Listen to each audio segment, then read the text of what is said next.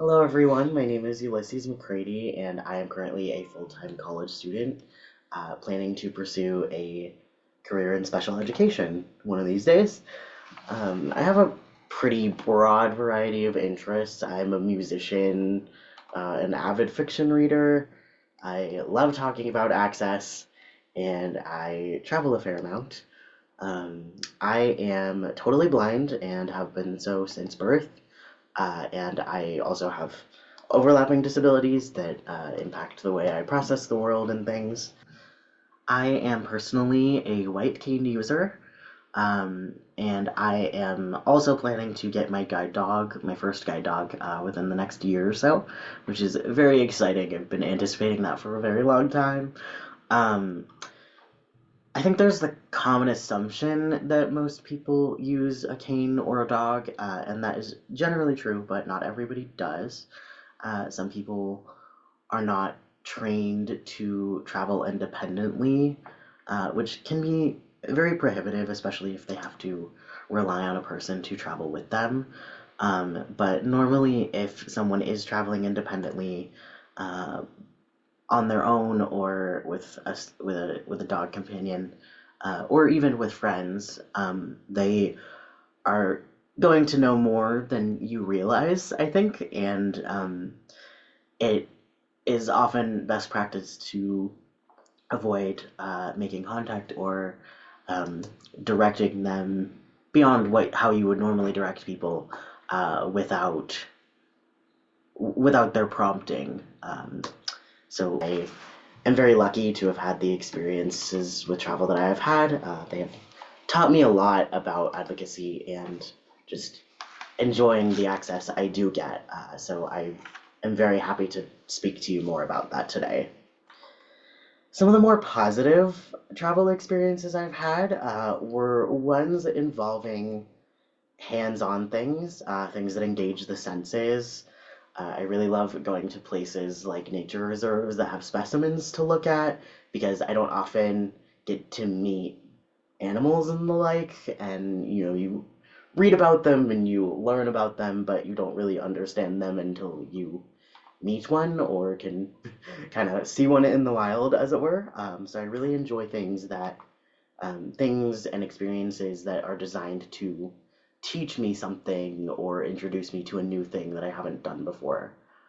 Kind of on the flip side of that, some of the trickier experiences I've had have been in places where either infrastructure was not up to date, so like where it was harder to get around, or where signage wasn't up to date, or in places where self-service is expected, but that isn't really made possible just by limited access. So, like if a machine or appliance has a touch screen and no like built-in voice or no tactile markings, aside from those things, bad experiences have largely been about individual attitudes.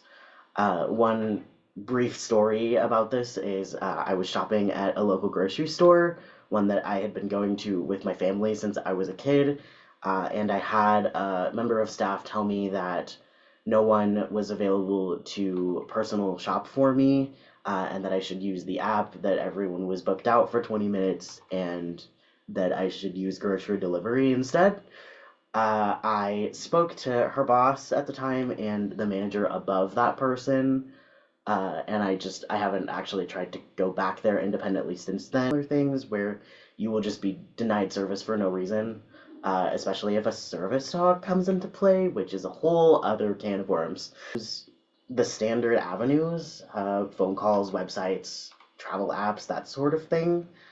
Um, and that can be hit or miss because written materials, like hard copy written materials on site, um, are largely inaccessible if I am independent and by myself. Um, so keeping that in mind, if you have your website up to date with electronic materials that are accessible, that is hugely helpful.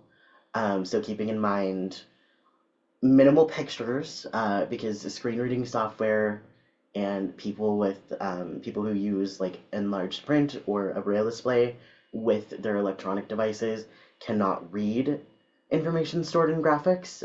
That is a long-term issue that is a large part of whether you can like access a menu or written literature that someone needs to complete this process or whatever.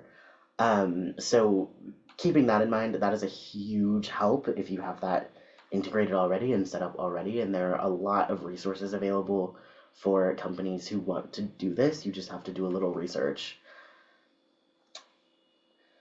I think whenever I hit a communication barrier or have a negative experience of service denial or the like, I feel resigned more often than not because it's a consequence of daily life, right?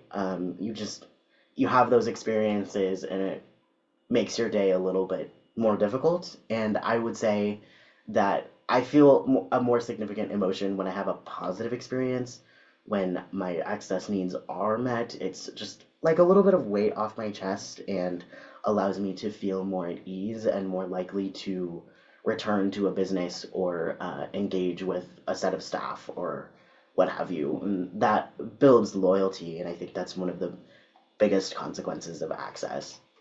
Most generally helpful features that make things more accessible for me specifically and for a lot of people are, like I said, minimalist websites where your information is not visual, but just in pretty simple text.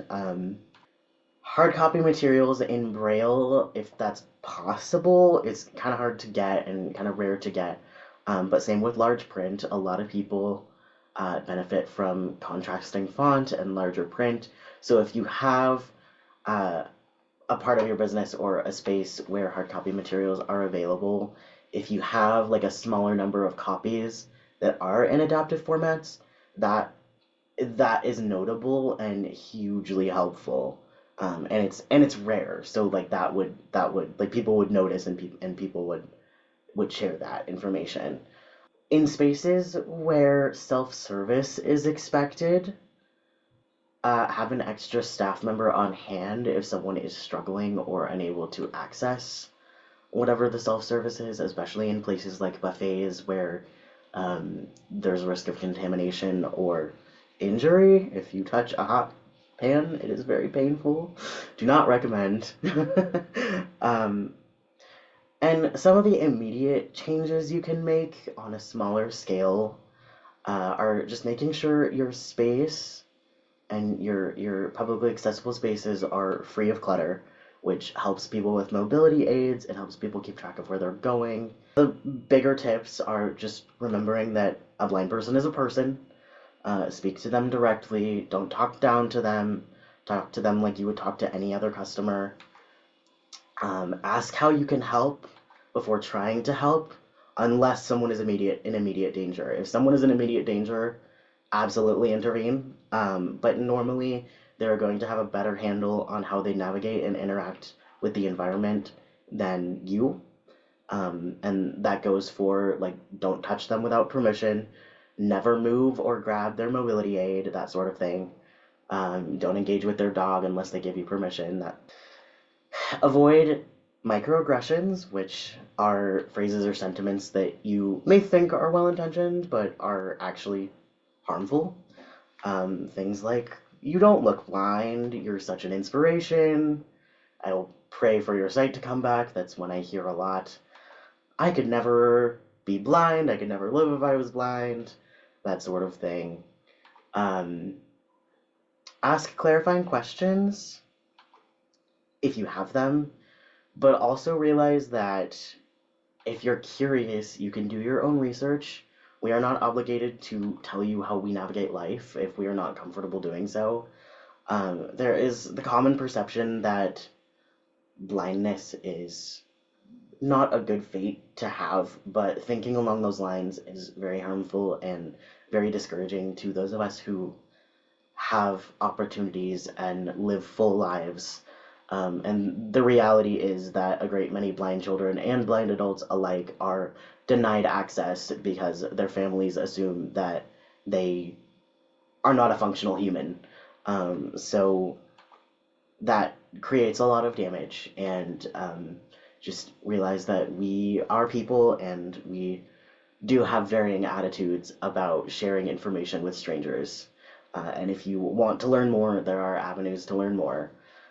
Some of my favorite personal resources include the National Federation of the Blind, a very prolific nonprofit that is nationwide and has a great many resources on advocacy, and they do a lot of amazing work in Washington as well. The American Printing House for the Blind, the American Foundation for the Blind, and more locally, the Oregon Commission for the Blind, which works to get people into the workforce. A lot of information out there about screen reading software, about how to make your font inclusive, or set up your website to be friendly for those who use different fonts or different uh, forms of interaction.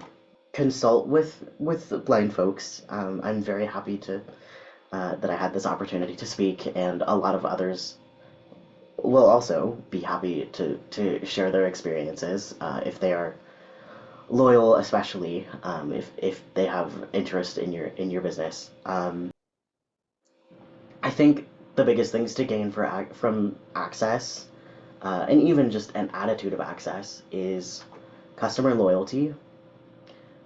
We often share positive experiences by word of mouth, and engage with advertising in that way because access can be such a battle, and it's nice to just have a list of places on your mind that are more inclusive and that were positive experiences, especially when it's like a tourism experience. That is huge because travel is innumerably stressful on its own. And then when you add in access barriers, that can make or break a vacation. It's better to slightly miss the mark and generate that feedback than to go deer in the headlights and say, we don't know how to serve you. Just show that you're welcoming by having a positive attitude, following through on your access goals, and owning any mistakes that happen. Keeping that in mind and working through it. Um, the biggest thing about access, the concept, and what works for one person may not work for every person, but it is better to see it as an opportunity to make something better for everyone. So much for this opportunity to speak about these things. I'm very passionate about accessible experiences and travel, and I would love to do more of it locally as well as nationally and internationally.